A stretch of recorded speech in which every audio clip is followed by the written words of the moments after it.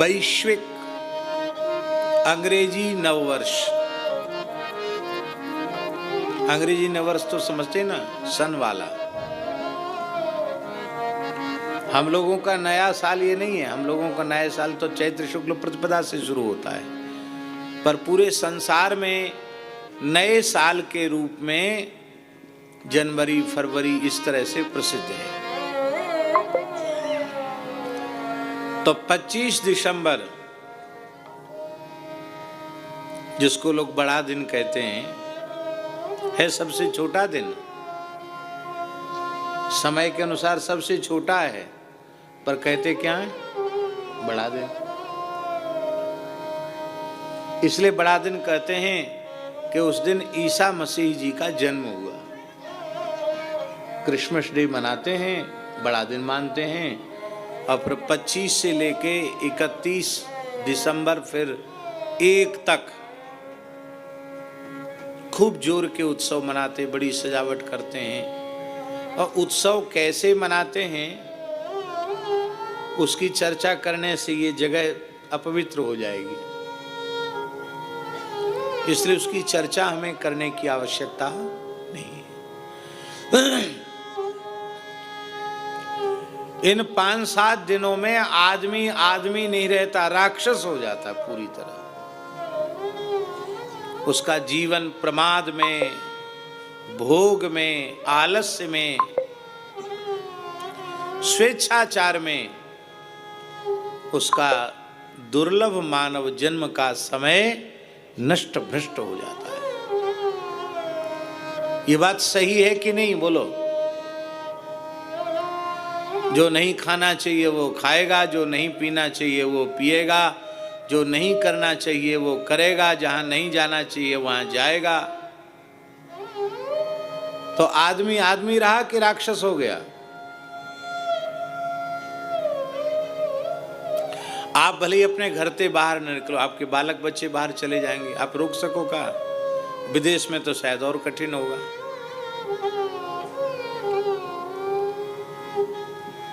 लेकिन जर्मन में निवास करने वालों को इस अवसर पर आपने बुलाकर उस 5-7 दिन के कुसंग से बचाकर ब्रजवास करा दिया, और सत्संग पूर्वक ब्रजवास मिल रहा है। इससे बड़ा सौभाग्य और क्या होगा? सत्संग पूर्वक ब्रजवास। अब भैया आवश्यकता ये है कि इतने भाव से, इतना सावधान होकर आप लोग श्रवण करें कि यह एक मुखराई गाम की कथा आपके अनंत जन्मों की व्यथा हमेशा के लिए हर ले, और आपको श्री युगल सरकार के चरण कमल सदा सर्वदा के लिए मिल जाएं। आपका मानव जन्म सफल हो जाए, आपको दूसरी किसी माता के गर्भ में न जाना पड़े। जहां से हम लोग सब चले हैं, उन ठाकुर जी श्री जी के चरण कमल हम सबको सदा सर्वदा के लिए मिल जाएं, तो हमारा मानव जीवन सफल हो जाए। और ये बात बिल्कुल पक्की है। श्रीमद् भागवत की कथा श्री कृष्ण प्राप्ति का साधन है, क्योंकि भागवत के बीज रूप में कृष्ण प्राप्ति करम सस्वत साधनम तदवदाधुना। श्री कृष्ण की सस्वत प्राप्ति का साधन श्रीमद् भागवत है। शाश्वत प्राप्ति माने क्या है? एक प्राप्ति होने के बाद फिर बिछुड़ जाती है। भगवान ने दर्शन दिए, कृपा की, और दर्शन देने के बाद भगवान अंतर्धान हो गए, तो शाश्वत प्राप्ति तो नहीं भाई। पर ऐसी प्राप्ति जहां प्राप्ति के पश्चात फिर वियोग की आशंका निरस्त रह जाए, वो है भगवान के नित्य चरण कमल की प्राप्ति। वहां फिर वियोग नहीं है, नित्य संयोग है।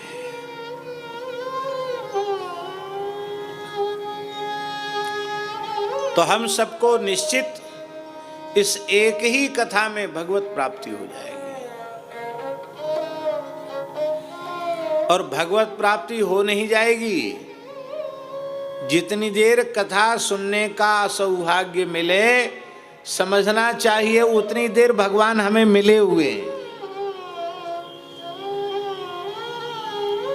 भागवत महात्म्य में महाराज जी सनकादिक भगवान वक्ता हैं और देवर्षि नारद जी महाराज श्रोता हैं। तो जब कथा संपन्न है गई तो श्रोता कृतज्ञता ज्ञापित करता है कि नहीं? तो नारद जी ने कृतज्ञता ज्ञापित करते हुए कहा, अद्य में भगवान लब्धा। हे सनकादिक भगवान, आपने कृपा करके हमें भगवत प्राप्ति करा दी, आज मुझे भगवान मिल गए। माने कथा क्या मिली? कथा के रूप में भगवान मिल गए।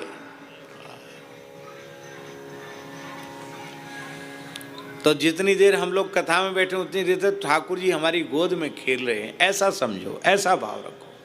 ठाकुर जी मिले हुए, और वैसे मिले हुए क्योंकि ब्रजभूमि भगवान का स्वरूप है। अब हम ब्रजरज में बैठे हैं तो श्री ठाकुर जी श्री जी की गोद में बैठे हैं, और कथा के रूप से ठाकुर जी श्री जी हम सबके मस्तक पे अपने करकमल पधराए हुए हैं। ये कथा की छत्र छाया श्री ठाकुर जी श्री जी की करुणामयी कृपामयी छत्र छाया है। आह, क्या कहना, हम बड़े भाग्यशाली हैं। आप सब तो हैं, हम बड़े भाग्यशाली हैं कि ऐसे पवित्र ग्राम में श्री राधा कुंड जो साक्षात श्री जी का स्वरूप है।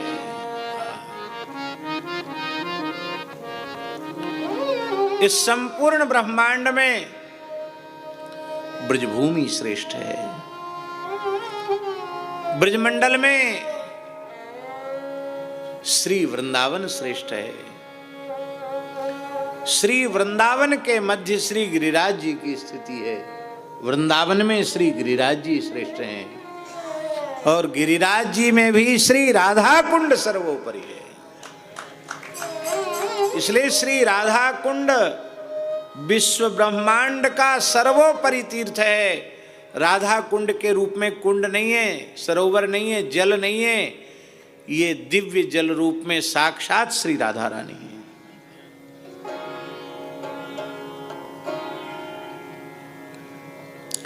श्री रघुनाथ दास गोस्वामी पाद ने अंतिम श्वास तक श्री राधा कुंड का आश्रय लेकर के भजन किया, इस दिव्य तीर्थ को प्रकट किया है। क्या कहना, अद्भुत है राधा कुंड। ये मुखराई गांव राधा कुंड से अलग नहीं है, राधा कुंड ही है, ये सब राधा कुंड है।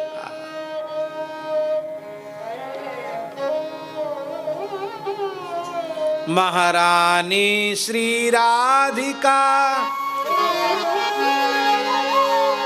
महारानी श्री राधिका, अष्ट सखिन के झुंड, डगर बुहारत सांवरो, जय जय राधा कुंड। डगर बुहारत सांवरो, जय जय राधा कुंड। ये शोभा यात्रा का समय, श्री जी की शोभा यात्रा निकल रही है। सघन कुंज हैं, लता हैं,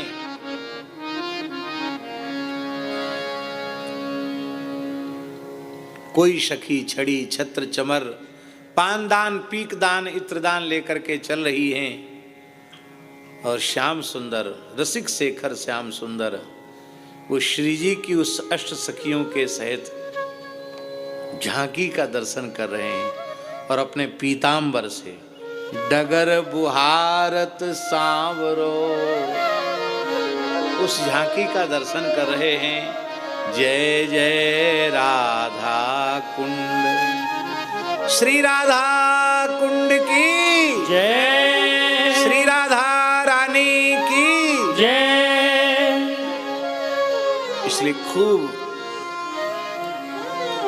हमारे मन में तो इतना उत्साह है कि हम खूब ज्यादा से ज्यादा कहें कथा, पर कार्यक्रम इतने हैं कि पाठ भी है, कथा भी है, रासलीला भी है, फिर भी हम कंजूसी तो नहीं करेंगे।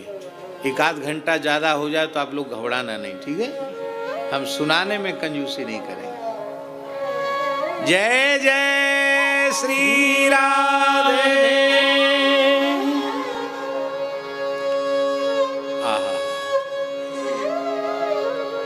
सर्वप्रथम